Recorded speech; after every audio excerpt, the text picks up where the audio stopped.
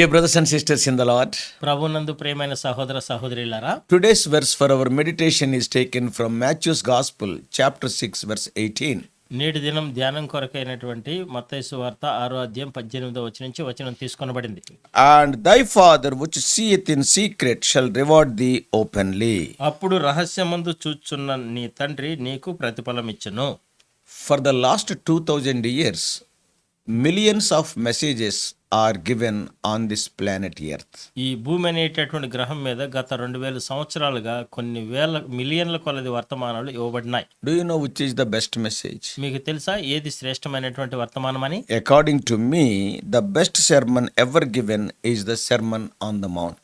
నా మటుకు నాకు తెలిసినంత వరకు కొండ మీద ప్రసంగమే అతి శ్రేష్టమైనటువంటి ప్రసంగాల్లో అంతటికంతా ఉత్తమమైంది. Moreover, the sermon is given by the Lord and Savior Jesus Christ himself. ఆ వర్తమానము, ఆ ప్రసంగము రక్షకుడు ప్రభు అయిన యేసుక్రీస్తు తానే స్వయంగా ఇచ్చినటువంటి వర్తమానం అది. The sermon is recorded in detail by Matthew.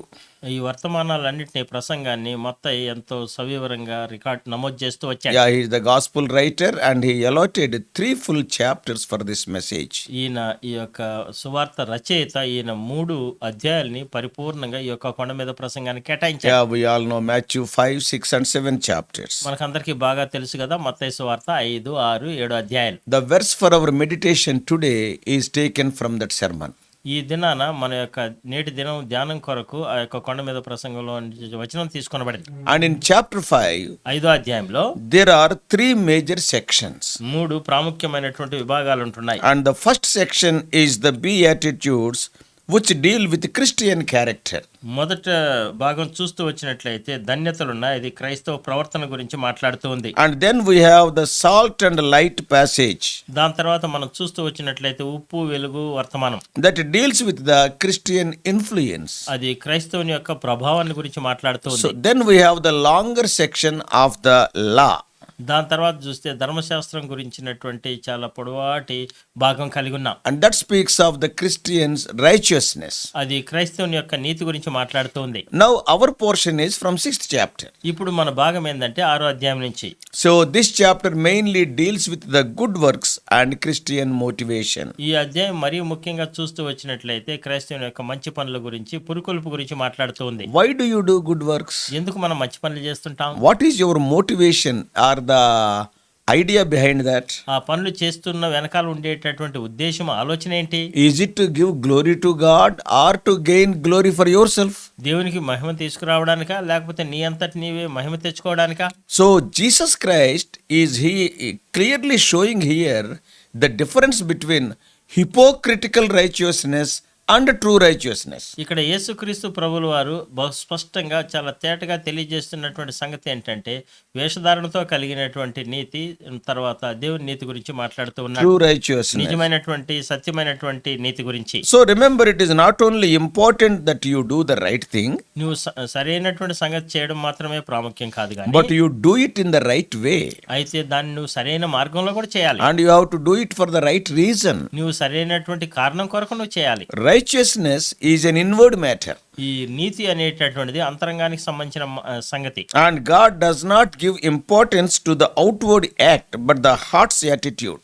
దేవుడు బయట కనబడేటటువంటి దానికి ప్రాముఖ్యత ఇవ్వడు గాని హృదయ వైఖరికి ప్రాముఖ్యతనిస్తాడు. That's why chapter 6 started with these words, take heed. అందుకే 6వ అధ్యాయము మీరు ఈ విషయమై జాగ్రత్త పడుడి అనే మాటతో ప్రారంభమవుతుంది. What does it mean? ఏంటి దాని అర్థం? Be careful. చాలా జాగ్రత్తగా ఉండండి. It is a warning. అది ఒక హెచ్చరిక మనకి. So in these verses the Lord is speaking about 3 important acts. ఈ వచనాల్లో దేవుడు 3 ప్రాముఖ్యమైనటువంటి సంగతుల గురించి మాట్లాడుతూ What ఉన్నాడు. are they? ఏంటివి అవి? Giving, ఇవ్వడము, secondly praying, రెండోది ప్రార్థన చేయడము, thirdly fasting. మూడోది చూస్తే ఉపవాసం ఉండడం. They are very important acts in Judaism. ఈ యూదా మతంలో చూస్తూ వచ్చినట్లయితే ఈ 3 చాలా ప్రాముఖ్యమైనటువంటి కార్యాలు. And Jesus says that all these 3 things must be done secretly. ఈ 3 సంగతులన్నీ కూడా రహస్యంగా చేయాలని యేసుక్రీస్తు ప్రభు చెప్పాడు. First, Jesus shows that there is a wrong way of giving.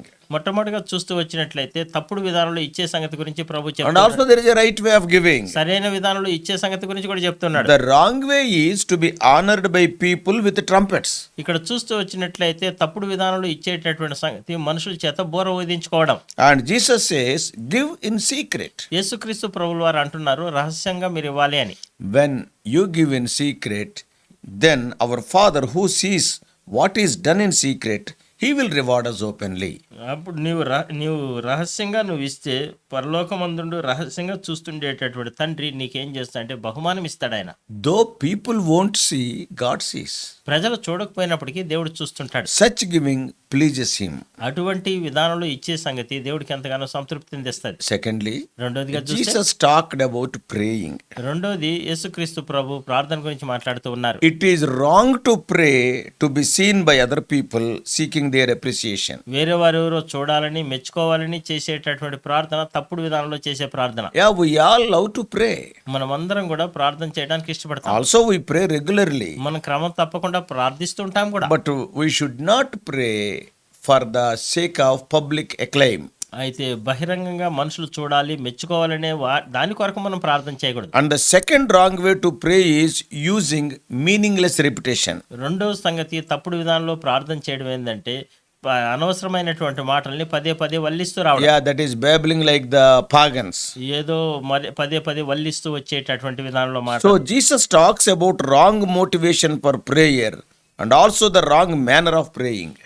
తప్పుడు విధానంలో ప్రార్థన చేయడము తప్పుడు ఉద్దేశంతో ప్రార్థన చేయడం గురించి కూడా యేసుక్రీస్తు ప్రభు చెప్తున్నారు. Recently, ఈ మధ్య కాలంలో I heard one sister praying in a prayer meeting like this. ఇటువంటి ఒక ప్రార్థన కూడికలో ఒక సహోదరి ప్రార్థన చేయడాన్ని నేను విన్నాను. I just shared the message నేను వర్తమానం పంచుకున్నాను in that particular church. ఆ నిర్దిష్టమైన సంఘంలో. And I was there, conducting the prayers. నేను అక్కడ ప్రార్థనలు జరిపించడానికి నేను అక్కడ ఉంటూ So వచ్చాను. one sister prayed like this. ఒక సహోదరి ఈ విధంగా ప్రార్థన చేస్తూ వచ్చింది. Her son was coming from a foreign country that day. ఆ దినాన తన యొక్క కుమారుడు విదేశాల నుంచి వస్తూ ఉన్నాడు. She was praying to God. ఆమె దేవునికి ప్రార్థన చేస్తుంది. And how she prayed, ఆమె ఏ విధంగా ప్రార్థన చేస్తూ వచ్చింది తెలుసా? Lord, you wash the plane in which he is traveling by your blood. ప్రభువా, ఆ కుమారుడు ఏ విమానంలో అయితే ప్రయాణం చేస్తున్నాడో ఆ విమానం అంతటిని నీ యొక్క రక్తంతో కడుగు ప్రభువా. And she further prayed that wash that pilot and also co-pilot also with your precious blood. తర్వాత ఆమె ఏమని ప్రార్థన చేస్తూ వచ్చిందంటే ఇంకా ముందుకి ఆ యొక్క విమానం నడిపేటటువంటి వ్యక్తిని తనతో పాటు ఉండే కో-పైలట్ ని ఇద్దరిని కూడా నీ ప్రశస్తమైన రక్తంతో కడుగు ప్రభువా అని ప్రార్థన చేసింది. What an unscriptural prayer. చూడండి ఎంత లేఖనానుసారం కానటువంటి ప్రార్థన. Such prayers sound so good to hear. అటువంటి ప్రార్థనలు వినడానికి ఎంతో సొంపుగా కనిపిస్తాయి. Oh, they seems to be so spiritual. అవి ఎంతో ఆత్మీయంగా ఉన్నట్టు కూడా మనకి వినిపిస్తాయి. But what value was she giving to the precious blood of Lord Jesus Christ? ఆమె యేసుక్రీస్తు ప్రభు యొక్క ప్రశస్తమైనటువంటి రక్తానికి ఏం విలువిస్తుంది? Has the Lord Jesus Christ shed his precious blood to wash the plane? యేసుక్రీస్తు ప్రభు తన యొక్క ప్రశస్తమైనటువంటి రక్తాన్ని చిందించింది ఆ విమానాలు కడగడానికా? So you should not use meaningless or vain repetitions or words in prayer. ప్రార్థనలో అందుకే మనం ఏం చేయాలంటే అనవసరమైనటువంటి వ్యర్థమైనటువంటి పదే పదే వల్లించేటటువంటి మాటలను మాట్లాడకూడదు. In prayer you are talking to the King of Kings and the Lord of Lords. ప్రార్థనలో నువ్వేం చేస్తున్నావు అంటే రాజులు రాజు ప్రభువులు ప్రభుతోను మాట్లాడుతున్నావు. He himself asked us to pray in a specific manner. ఆయనే మనకి నిర్దిష్టమైనటువంటి విధానంలో ప్రార్థన చేయమని మనకు చెప్పాడు. Your prayer must be specific. నీ యొక్క ప్రార్థన చూస్తే ఎంతో నిర్దిష్టంగా ఉండాలి. If you are need of fish, pray for fish. నీకు ఒకవేళ చేప కావాలంటే చేప కొరకే ప్రార్థన He చేయి. will give fish. ఆయన చేపనిస్తాడు. He will not give a serpent. ఆయన ఏదో ఈ యొక్క పాముని ఇవ్వను. And if you want bread, pray for bread. నీకు ఒకవేళ రొట్టె కావాలంటే రొట్టె కొరకే ప్రార్థన And he చేయి. will give you bread. ఆయన రొట్టె ఇస్తాడు. He will not give you stones. ఆయన రాళ్ళని ఇవ్వడు. So don't repeat vain words in your prayers. నీ ప్రార్థనలో వ్యర్థమైనటువంటి మాటల్ని వల్లించవద్దు. Then how to pray? ఏ విధంగా ప్రార్థన You చేయాలి? should pray in secret and you should pray using simple and direct petitions. నువ్వేం చేయాలంటే రహస్యమందు ప్రార్థన చేయాలి. నువ్వు నేరుగా సూటిగా సరళంగా దేవునికి విన్నపాలు చేసుకోవాలి. Pagans think that if they use many words, then only their gods will hear their prayers. ఈ అన్యులు ఏమనుకుంటారంటే వారు విస్తరించి లేకపోతే పదే పదే మాటలు చెప్తే వారు దేవుడు వింటాడని వారు అనుకుంటారు. Our God is not a distant or distracted God. మన దేవుడు ఏదో దూరంగా ఉండి లేదా కలత చెందబడేటటువంటి దృష్టి కేంద్రీకరించబడే దేవుడు You కాదు మన need దేవుడు. not yell or shout to get his attention. మన యొక్క దేవుడి యొక్క దృష్టిని మన వైపు మలుచుకోవడం కొరకు నువ్వేదో బిగ్గరగా పెద్ద పెద్ద కేకలేయాల్సిన అవసరం God లేదు. is not reluctant to answer our prayers or to hear our prayers. మన ప్రార్థనలు వినడానికి కానీ మన ప్రార్థనలకు జవాబు ఇవ్వడానికి కానీ ఆయన అనాసక్తి చూపించట్లేదు. He is your heavenly Father. ఆయన నీ పరలోకపు తండ్రి. Many short prayers are there in the Bible. బైబిల్లో చాలా క్లుప్తమైనటువంటి ప్రార్థనలు చాలా ఉన్నాయి. God gave wonderful answers, though they are short ones. అవి చాలా చిన్న క్లుప్తమైన ప్రార్థనలు అయినా అద్భుతమైనటువంటి జవాబులు దేవుడు ఇస్తూ వచ్చాడు. So we have seen about giving. మనం ఇక్కడ ఇస్తూ రావడం చూస్తూ వచ్చాం. We have seen about praying. ప్రార్థన చేయడం గురించి కూడా చూస్తూ వస్తాం. So thirdly, coming to our portion Matthew 6:18, which deal with fasting. ఇప్పుడు మనం చూస్తూ వచ్చేటటువంటి మత్తయి సువార్త 6:18 ఉపవాసం గురించి దాన్ని మనం చూస్తూ వస్తే, Yeah, we have to understand that just as with giving and praying, there is a wrong way to fast also. ఇక్కడ ఇవ్వడము ఆ విధంగానే ప్రార్థన చేయడము తప్పుడు విధానాలు ఏ విధంగా అయితే ఉందో ఉపవాసం చేయడంలో కూడా తప్పుడు విధానం ఉంది. And there is a right way to fast also. సరైనటువంటి దృక్పథంతో ఉపవాసం చేయడం కూడా ఉంది. The wrong way is to show to the other people. తప్పుడు మార్గం ఏంటంటే, తప్పుడు విధానం ఏంటంటే వేరే వాళ్ళకి చూపించుకోవాలి. Oh, look somber or disfiguring faces. ఏదో ముఖం వికారం చేసుకొని విషాదంగా ఉన్నట్టు ఉండడం.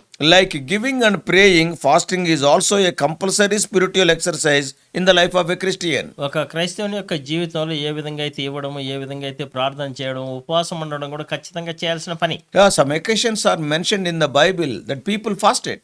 కొన్ని సందర్భాలు బైబిల్లో ప్రస్తావించబడినాయి. ప్రజలు ఉపవాసం ఉండి ప్రార్థన So చేశారు. regular fasting can be helpful to our spiritual life. క్రమం తప్పకుండా ఉపవాసం ఉండడం అనేది మన ఆత్మీయమైనటువంటి జీవితానికి ఎంతగానో పురోభివృద్ధి So కలిగిస్తుంది. when we fast, Jesus says, don't be like the hypocrites. నువ్వు ఉపవాసం ఉన్నప్పుడు వేషధారుల వల్లే ఉండొద్దని యేసుక్రీస్తు ప్రభు చెప్తూ ఉన్నాడు. They want to know others that these people are more spiritual. వేరే వారిని చూసి అనుకోవాలి వీళ్ళు ఎంతో ఆత్మీయులని ఆ విధంగా చేస్తుంటారు. That's why they will do like that. అందుకే ఆ విధంగా వాళ్ళు చేస్తూ ఉంటారు. Jesus says that the right way to fast is in secret. యేసుక్రీస్తు ప్రభు చెప్తున్నటువంటి సంగతి ఏంటంటే, సరైనటువంటి విధానంలో మీరు ఉపవాసం ఉండడం ఏంటంటే రహస్యమందుండి ఉపవాసం ఉండాలి. Basically what Jesus is telling, ప్రాథమికంగా చూస్తే యేసుక్రీస్తు ప్రభు ఏం చెప్తున్నాడు, when you fast also look normal. నీవు ఉపవాసం ఉన్నప్పుడు కూడా వేరే వారికి సాధారణంగానే కనపడు. Keep that fasting between you and God. నీ ఆ ఉపవాసం ఉండేటటువంటి సంగతి నీకు దేవుడికి మధ్యలోనే పెట్టుకో. Don't put on a show to others. అంటే వేరే వాళ్ళకి ఏదో కనపరుచుకోవాలో చూపించుకోవాలన్నట్టు నువ్వు ప్రవర్తించదు. Pharisees were doing fasting like that. పరిసయ్యులు ఆ విధంగా ఉపవాసాన్ని చేస్తూ ఉంటారు. Therefore, there are some of the important principles to follow in exercising the spiritual activities. అందుకే కొన్ని నియమాలను మనం పాటించాలి ఆత్మీయమైనటువంటి కార్యక్రమాలను మనం చేయడం కొరకు. So before I close, నేను ముగించడానికి ముందుగా I want to share one more important truth. మరి ఇంకొక ప్రాముఖ్యమైనటువంటి సత్యాన్ని నేను What పంచుకోవాలనుకుంటున్నాను. are we learning from these two chapters, that is Matthew 5 and 6? మత్తయి సువార్త 5వ అధ్యాయం 6వ అధ్యాయం ఈ 2 అధ్యాయాల నుంచి మనం ఏం నేర్చుకుంటున్నాం? The question now is, ఇప్పుడు ప్రశ్న ఏంటంటే, are you an obvious Christian or a secret Christian? నువ్వు బయటికి కనపరుచుకునేటటువంటి క్రైస్తవుడుగా ఉన్నావా, రహస్య క్రైస్తవుడుగా ఉన్నావా? You have to understand it very carefully. నువ్వు చాలా జాగ్రత్తగా అర్థం This చేసుకోవాలి. is a very important truth. ఇది చాలా ప్రాముఖ్యమైన సత్యం. In chapter 5, God says you are light and salt. 5వ అధ్యాయంలో ప్రభువు చెప్తూ వచ్చినటువంటి మాటలు ఏంటంటే, మీరు లోకమునకు వెలుగు, లోకమునకు ఉప్పు అంటున్నాడు. What does it mean? ఏంటి దాని అర్థం? Jesus wants you to be obvious Christians. Others should know that you are a Christian. అంటే యేసుక్రీస్తు ప్రభు చెప్తున్నటువంటి మాట ఏంటంటే, వేరే వారు నీవు క్రైస్తవుడు అని ఎరగాలని, నువ్వు అందరికీ తెలియాలని ప్రభు కోరుతున్నాడు. When it comes to your influence on this world as a child of God, you must be an obvious Christian. అయితే నీవు ఈ లోకం మీద ప్రభావాన్ని చూపించడం కొరకు నీవు బహిరంగ క్రైస్తవుడిగా కనబడేటటువంటి విధానంలో ఉండాలి. But in chapter 6, అయితే 6వ అధ్యాయానికి the వచ్చేసరికి Lord is telling completely opposite. 6వ అధ్యాయానికి వచ్చేసరికి ప్రభు పరిపూర్ణంగా దానికి వ్యతిరేకంగా చెప్తున్నాడు. He says that you must be a secret Christian in the areas of giving, praying and fasting. నువ్వు ఇచ్చేటటువంటి సంగతిలోను, దేవునికి ప్రార్థన చేసే సంగతిలోను, ఉపవాసం ఉండే సంగతిలోను నువ్వు రహస్యంగా ఉండాలని చెప్తున్నాడు. What does it mean? ఏంటి దాని అర్థం? That is, when it comes to the motivations of your heart, you need to be a secret Christian. నీ హృదయంలో ఉండేటటువంటి ఉద్దేశాలు మాటకు వచ్చేసరికి నువ్వు రహస్య క్రైస్తవుడిగా ఉండాలి అని. But in both the chapters, the main point is ultimately who gets the praise is important. ఈ 2 అధ్యాయాల్లో చివరికి ప్రాముఖ్యమైన సంగతి ఏంటంటే, ఎవరికి స్తుతి మహిమ కలుగుతుందని. Is it God or you? లేదా దేవుడు హెచ్చించబడుతున్నాడా, దేవునికి కలుగుతుందా లేదా నీకా?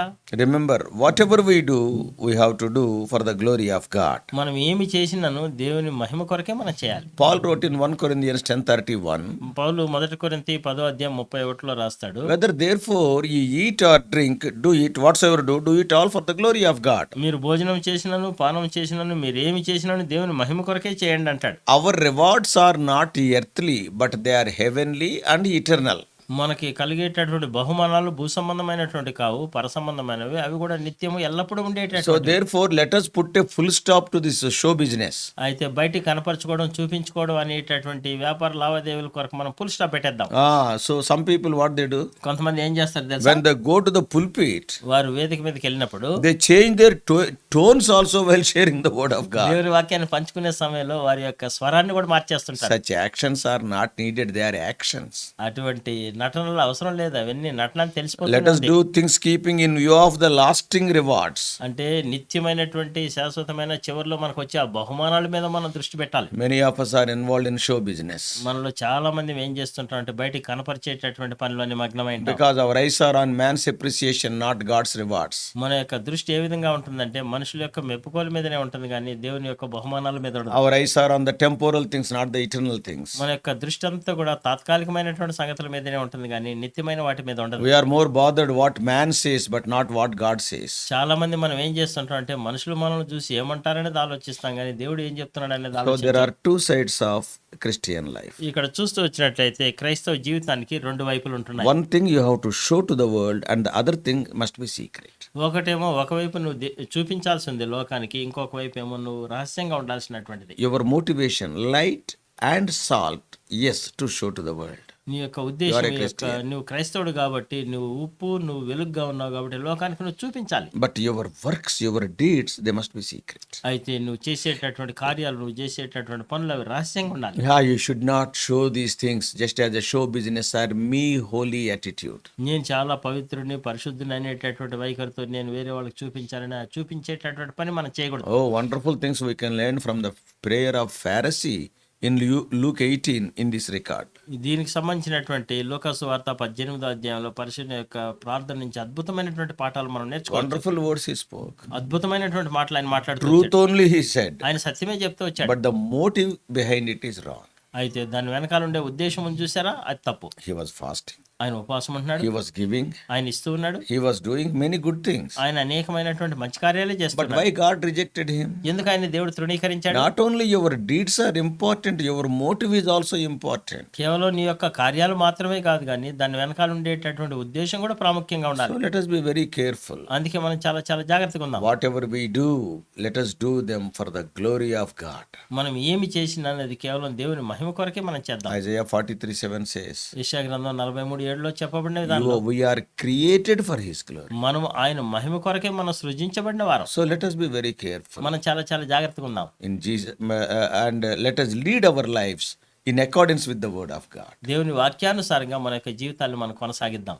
Let us pray. ప్రార్థన చేసుకుందాం. Loving heavenly Father, ప్రేమ కలిగిన మా పరలోకపు how తండ్రి, gracious God, మా కృప కలిగిన మా దేవా, how many wonderful things you taught in the Sermon on the Mount. కొండ మీద ప్రసంగంలో ఎన్ని అద్భుతమైనటువంటి సంగతులు మీరు మాకు బోధించారు In ప్రభువా. our lives, some of the things are to be shown to the people, but some of the things they are to be conducted very secretly. మా జీవితాల్లో కొన్ని సంగతులు మేము బహిరంగంగా బయటకు చూపించాలి, కొన్ని సంగతుల విషయంలో మేము ఎంతో రహస్యంగా మేము ప్రవర్తించాలి ప్రభువా. At the end of the day, oh Lord, what we did for your glory, that will be counted. చిట్ట చివరికి నీ మహిమార్థమై మేమేం చేసామో అవి మాత్రమే నిలబడతాయి, అవి మాత్రమే లెక్కించబడతాయి. Help us to keep our eyes on the heavenly rewards. పరలోకపు విషయాల మీద, బహుమానాల మీద మేము దృష్టి పెట్టడానికి మాకు సహాయం చేయండి. Speak to us, oh Lord, ఓ ప్రభా, మాతో మాట్లాడండి. and help us not to be the people of show business. ప్రభా, బయటికి కనపరుచుకొని చూపించుకోవాలనే ప్రజలుగా ఉండకుండా మీరే మాకు సహాయం చేయండి. In Jesus' precious name we pray. యేసుక్రీస్తు ప్రభు ప్రశస్త నామంలోనే ప్రార్థిస్తున్నాము తండ్రి, Amen.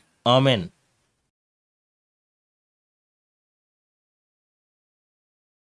God bless you all. Please subscribe for more spiritual messages to the YouTube channel John Victor Telugu Messages.